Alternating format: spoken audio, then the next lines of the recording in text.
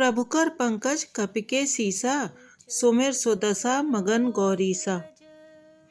अवलोकनि बोलनि मिलनि, प्रीति परस्पर हास, भाय भली चहु बंधु की, जल माधुरी सुबास। चारों भाइयों का परस्पर देखना, बोलना, मिलना, एक दूसरे से प्रेम करना, हंसना और सुंदर भाईपना इस जल की मधुरता और सुगंध है। आरति विनय दीनता मोरी, लघुता ललित सुबारि न थोरी।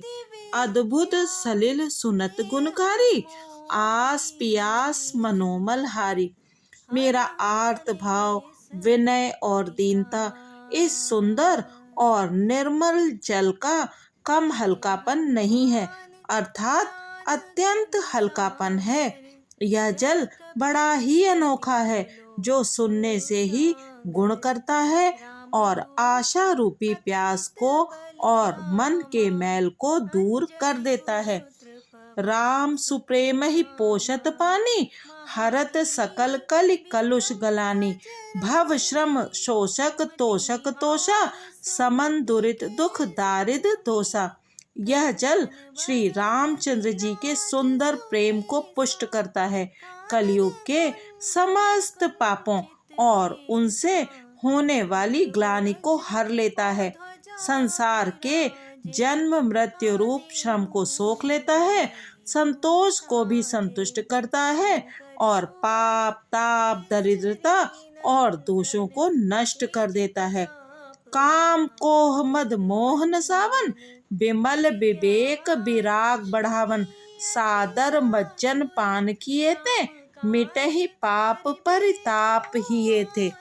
यह जल काम क्रोध मद और मोह का नाश करने वाला और निर्मल ज्ञान और वैराग्य का बढ़ाने वाला है। इसमें आदर पूर्वक स्नान करने से और इसे पीने से हृदय में रहने वाले सब पाप ताप मिट जाते हैं। जिन एहि बारी न मानस धोए, ते कायर कलिकाल बिगोए। त्रसित निरख रबिकर भव बारी, फिर हई मृगजिम जीव दुखारी। जिन्होंने इस राम सुयश रूपी जल से अपने हृदय को नहीं धोया, वे कायर कलिकाल के द्वारा ठगे गए। जैसे प्यासा हिरन सूर्य की किरणों के रेत पर पड़ने से उत्पन्न हुए जल के भ्रम को वास्तविक जल समझकर पीने को दौड़ता है और जल न पाकर दुखी होता है, वैसे ही वे कलयुग से ठगे हुए जीव भी विषयों के पीछे भटककर दुखी होंगे। प्रभुकर पंकज कपिके सीसा, सुमिर सुदशा मगन गौरीसा। मति अनुहारि सुबारि गुण, गन गनि मन अनहवाई। सुमिर भवानी शंकर ही, कह कवि कथा सुहाई। अपनी बुद्धि के अनुसार इस सुंदर जल के गुणों को विचार कर उसमें अपने मन को स्नान कराकर और श्री भवानी शंकर को स्मरण करके कवि तुलसीदास सुंदर कथा कहता है। अब रघुपति पद पंकरुह ही, धरि पाई प्रसाद। कहूँ जुगल मुनि बर्र, कर मिलन सुभग संवाद। मैं अब श्री रघुनाथ जी के चरण कमलों को हृदय में धारण कर और उनका प्रसाद पाकर दोनों श्रेष्ठ मुनियों के मिलन का सुंदर संवाद वर्णन करता हूँ। भरद्वाज मुनि बसहि प्रयागा, तिन्हि राम पद अति अनुरागा। तापस समदम दया निधाना, परमारथ पथ परम सुजाना। भरद्वाज मुनि प्रयाग में बसते हैं, उनका श्री राम जी के चरणों में अत्यंत प्रेम है। वे तपस्वी, निग्रह चित्त, जितेंद्रिय, दया के निधान और परमार्थ के मार्ग में बड़े ही चतुर हैं। माघ मकरगत रवि जब होई, तीरथ पति ही आव सब कोई। देव तनुज किन्नर नर श्रेणी, सादर मज्जहि सकल त्रिवेणी। माघ में जब सूर्य मकर राशि पर जाते हैं, तब सब लोग तीर्थराज प्रयाग को आते हैं। देवता, दैत्य, किन्नर और मनुष्यों के समूह सब आदर पूर्वक त्रिवेणी जी में स्नान करते हैं। पूजे ही माधव पद जल जाता, परसि अक्षय बटु हर्षहि गाता। भरद्वाज आश्रम अति पावन, परम रम्य मुनि बर मन भावन। श्री वेणी माधव जी के चरण कमलों को पूजते हैं और अक्षय वट का स्पर्श कर उनके शरीर पुलकित होते हैं। भरद्वाज जी का आश्रम बहुत ही पवित्र, परम रमणीय और श्रेष्ठ मुनियों के मन को भाने वाला है। तहाँ होई मुनि ऋषय समाजा, जाहि जे मज्जन तीरथ राजा। मज्जे ही प्रात समेत उछाहा, कहीं परस्पर हरि गुण गाहा। तीर्थराज प्रयाग में जो स्नान करने जाते हैं, उन ऋषि मुनियों का समाज वहाँ भरद्वाज जी के आश्रम में जुटता है। प्रातः काल सब उत्साह पूर्वक स्नान करते हैं और फिर परस्पर भगवान के गुणों की कथाएं कहते हैं। प्रभु कर पंकज कपिके सीसा, सुमिर सो दशा मगन गौरीसा। ब्रह्म निरूपण धर्म विधि, बरनहि तत्व विभाग। कहीं भगति भगवंत कै, संयुत ज्ञान विराग। ब्रह्मा का निरूपण, धर्म का विधान और तत्वों के विभाग का वर्णन करते हैं तथा ज्ञान वैराग्य से युक्त भगवान की भक्ति का कथन करते हैं। यही प्रकार भरी माघ नहाई, पुनि सब निज निज आश्रम जाहि। प्रति संबत अति होई आनंदा, मकर मज्जि गव नहीं मुनि वृंदा। इसी प्रकार माघ के महीने भर स्नान करते हैं और फिर सब अपने अपने आश्रमों को चले जाते हैं। हर साल वहाँ इसी तरह बड़ा आनंद होता है। मकर में स्नान करके मुनिगण चले जाते हैं। एक बार भरी मकर नहाए, सब मुनीश आश्रमन सिधाए। जाग बलिक मुनि परम विवेकी, भरद्वाज राखे पद टेकी। एक बार पूरे मकर भर स्नान करके सब मुनीश्वर अपने अपने आश्रमों को लौट गए। परम ज्ञानी याज्ञवल्क्य जी मुनि को चरण पकड़कर भरद्वाज जी ने रख लिया। सादर चरण सरोज पखारे, अति पुनीत आसन बैठारे। करि पूजा मुनि सुजसु बखानी, बोले अति पुनीत मृद बानी। आदर पूर्वक उनके चरण कमल धोए और बड़े ही पवित्र आसन पर उन्हें बिठाया। पूजा करके मुनि याज्ञवल्क्य जी के सुयश का वर्णन किया और फिर अत्यंत पवित्र और कोमल वाणी से बोले, नाथ एक संसौ बड़ मोरे, करगत वेद तत्व सब तोरे।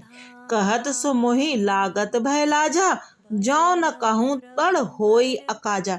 हे नाथ, मेरे मन में एक बड़ा संदेह है। वेदों का तत्व सब आपकी मुट्ठी में है, अर्थात आप ही वेद का तत्व जानने वाले होने के कारण मेरा संदेह निवारण कर सकते हैं। पर उस संदेह को कहते मुझे भय और लाज आती है। भय इसलिए कि कहीं आप यह न समझें कि मेरी परीक्षा ले रहा है। लाज इसलिए कि इतनी आयु बीत गई, अब तक ज्ञान ना हुआ, और यदि नहीं कहता हूँ तो बड़ी हानि होती है, क्योंकि उससे मैं अज्ञानी बना रहता हूँ। प्रभु कर पंकज कपिके सीसा, सुमिर सुदशा मगन गौरीसा। संत कहीं अस नीत प्रभु, श्रुति पुराण मुनि गाओ। होई न विमल विवेक और, गुरसन किए दुराओ। हे प्रभु, संत लोग ऐसी नीति कहते हैं और वेद पुराण तथा मुनि जन भी यही बतलाते हैं कि गुरु के साथ छिपाव करने से हृदय में निर्मल ज्ञान नहीं होता। अस विचार प्रगटौ निज मोहु, हरौ नाथ कर जन पर छोहु। राम नाम कर अमित प्रभावा, संत पुराण उपनिषद गावा। यही सोचकर मैं अपना अज्ञान प्रकट करता हूँ। हे नाथ, सेवक पर कृपा करके इस अज्ञान का नाश कीजिए। संतों, पुराणों और उपनिषदों ने राम नाम के असीम प्रभाव का गान किया है। संतत जपत शंभु अविनाशी, शिव भगवान ज्ञान गुण राशि। आकर चार जीव जग अहै, काशी मरत परम पद लहै। कल्याण स्वरूप ज्ञान और गुणों की राशि अविनाशी भगवान शंभु निरंतर राम नाम का जप करते रहते हैं। संसार में चार जाति के जीव हैं। काशी में मरने से सभी परम पद को प्राप्त करते हैं। सोपि राम महिमा मुनिराया, शिव उपदेश करत करिदाया। राम कवन प्रभु पूछऊं तो ही, कहई बुझाई कृपा निधि मोहि। हे मुनिराज, वह भी राम नाम की ही महिमा है, क्योंकि शिवजी महाराज दया करके काशी में मरने वाले जीव को राम नाम का ही उपदेश करते हैं। इसी से उनको परम पद मिलता है। हे प्रभु, मैं आपसे पूछता हूँ कि वे राम कौन हैं? हे कृपा निधान, मुझे समझा कर कहिए। एक राम अवधेश कुमारा, तिनकर चरित विदित संसारा। नारी बिरह दुख लहऊ अपारा, भयऊ रोष रन रावण मारा। एक राम तो अवध नरेश दशरथ जी के कुमार हैं। उनका चरित्र सारा संसार जानता है।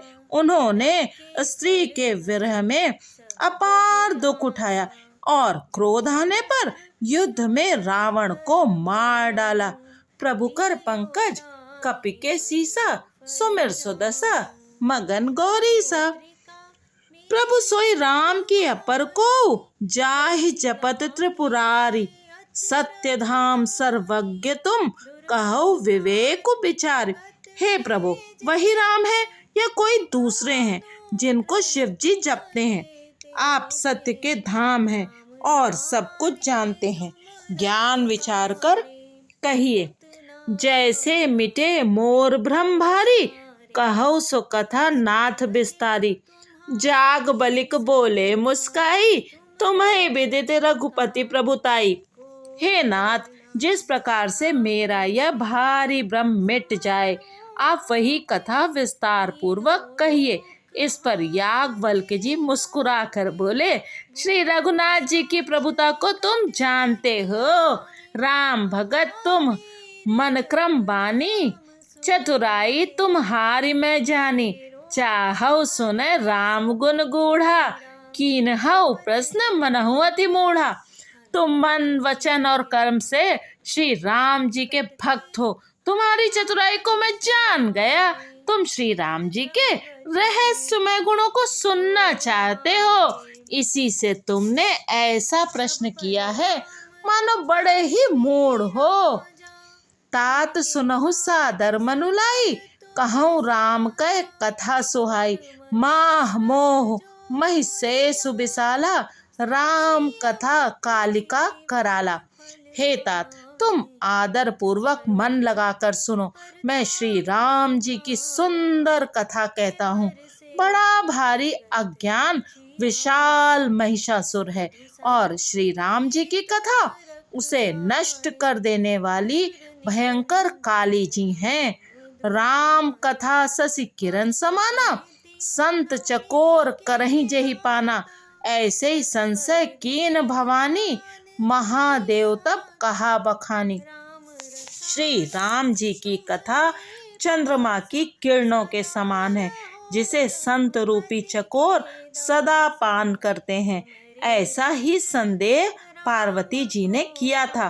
तब महादेव जी ने विस्तार से उसका उत्तर दिया था। प्रभु कर पंकज कपि के सीसा, सुमिर सुदशा मगन गौरीसा। कहूँ सुमति अनुहारी, अब उमा शंभु संवाद। भयउ समय जय हेतु जय, सुनु मुनि मिटहि विषाद। अब मैं अपनी बुद्धि के अनुसार वही उमा और शिव जी का संवाद कहता हूँ। वह जिस समय और जिस हेतु से हुआ, उसे हे मुनि तुम सुनो, तुम्हारा विषाद मिट जाएगा। एक बार त्रेता जुग माही, शंभु गए कुंभज ऋषि पाही, संग सती जग जननी भवानी, पूजे ऋषि अखिलेश्वर जानी। एक बार त्रेता युग में शिव जी अगस्त ऋषि के पास गए। उनके साथ जगत जननी भवानी सती जी भी थीं। ऋषि ने संपूर्ण जगत के ईश्वर जानकर उनका पूजन किया। राम कथा मुनि बर्ज बखानी, सुनी महेश परम सुख मानी। ऋषि पूछी हरि भगति सुहाई, कही शंभु अधिकारी पाई। मुनिवर अगस्त जी ने राम कथा विस्तार से कही, जिसको महेश्वर ने परम सुख मानकर सुना। फिर ऋषि ने शिव जी से सुंदर हरि भक्ति पूछी और शिव जी ने उनको अधिकारी पाकर रहस्य सहित भक्ति का निरूपण किया। कहत सुनत रघुपति गुण गाथा, कछु दिन तहाँ रहे गिरिनाथा। मुनि सन विदा मांगी त्रिपुरारी, चले भवन संग दक्ष कुमारी। श्री रघुनाथ जी के गुणों की कथाएं कहते सुनते कुछ दिनों तक शिव जी वहां रहे। फिर मुनि से विदा मांगकर शिव जी दक्ष कुमारी सती जी के साथ घर कैलाश पर्वत को चले। तेहि अवसर भंजन मही भारा, हरि रघुवंश लीन अवतारा। पिता बचन तजि राज उदासी, दंडक बन बिचरत अविनाशी। उन्हीं दिनों पृथ्वी का भार उतारने के लिए श्री हरि ने रघुवंश में अवतार लिया था।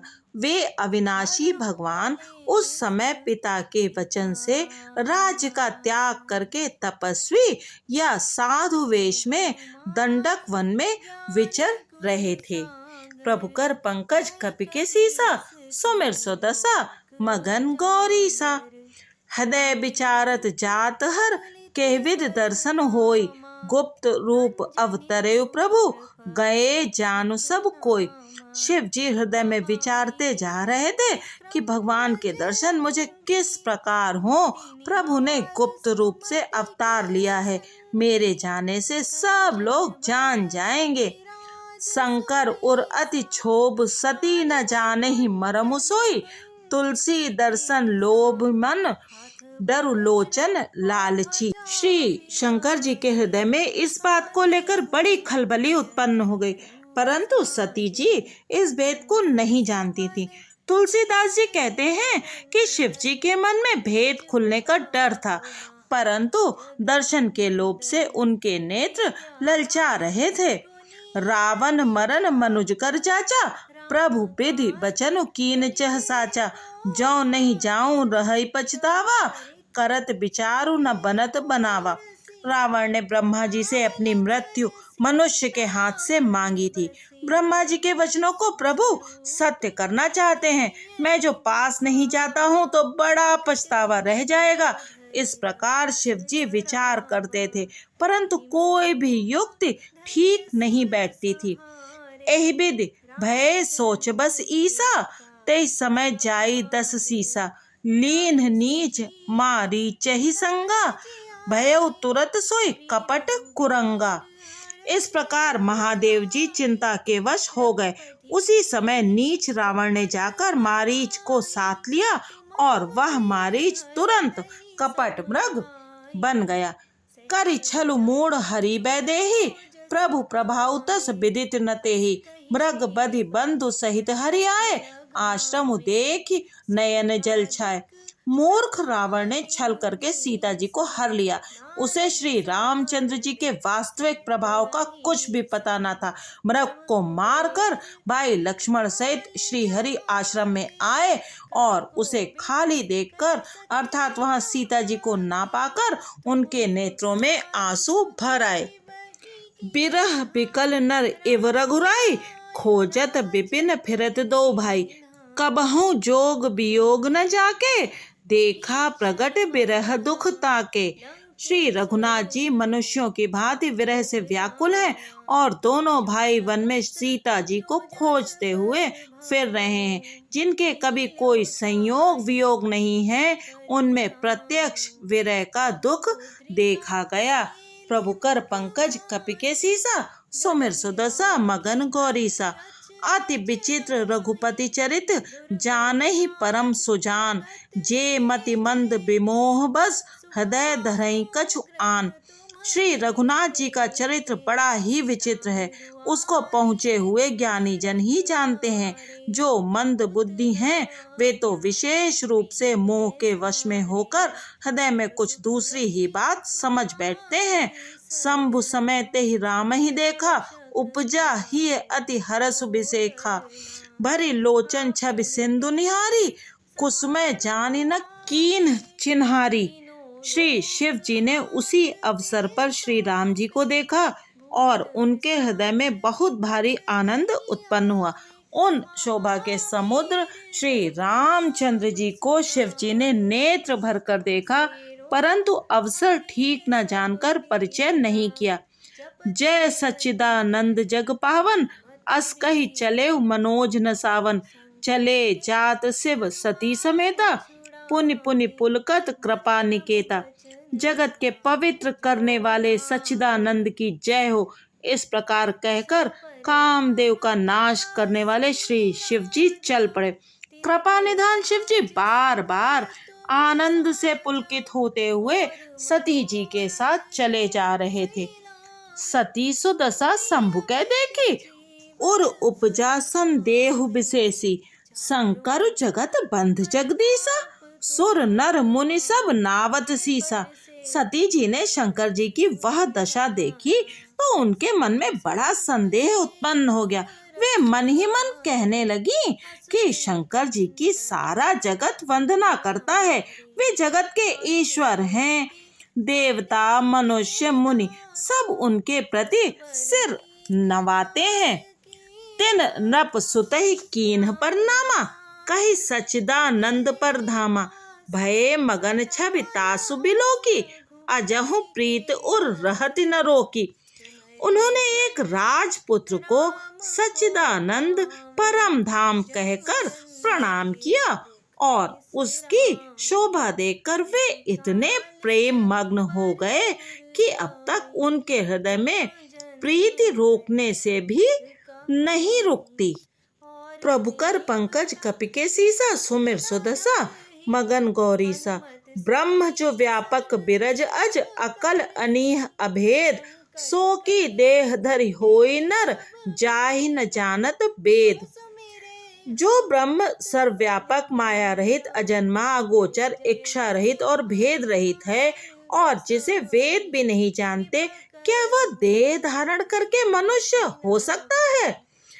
विष्णु जो सुरहित नरतनुधारी, सो सर्वज्ञ जथा त्रिपुरारी।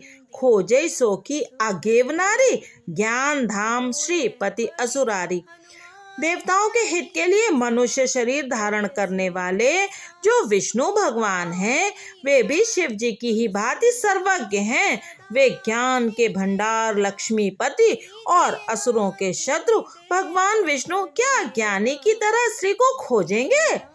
शंभु गिरा पुनि मृषा न होई, शिव सर्वज्ञ जान सब कोई। अस संशय मन भयउ अपारा, होई न हृदय प्रबोध प्रचारा। फिर शिव जी के वचन भी झूठे नहीं हो सकते। सब कोई जानते हैं कि शिव जी सर्वज्ञ हैं। सती के मन में इस प्रकार का अपार संदेह उठ खड़ा हुआ। किसी तरह भी उनके हृदय में ज्ञान का प्रादुर्भाव नहीं होता था। जदपि प्रकट न कहऊ भवानी, हर अंतर जामी सब जानी। सुनहि सती तब नारी सुभाव, संशय असना धरई उर काऊ। यद्यपि भवानी जी ने प्रकट कुछ नहीं कहा, पर अंतर्यामी शिव जी सब जान गए। वे बोले, हे सती सुनो, तुम्हारा स्त्री स्वभाव है, ऐसा संदेह मन में कभी न रखना चाहिए।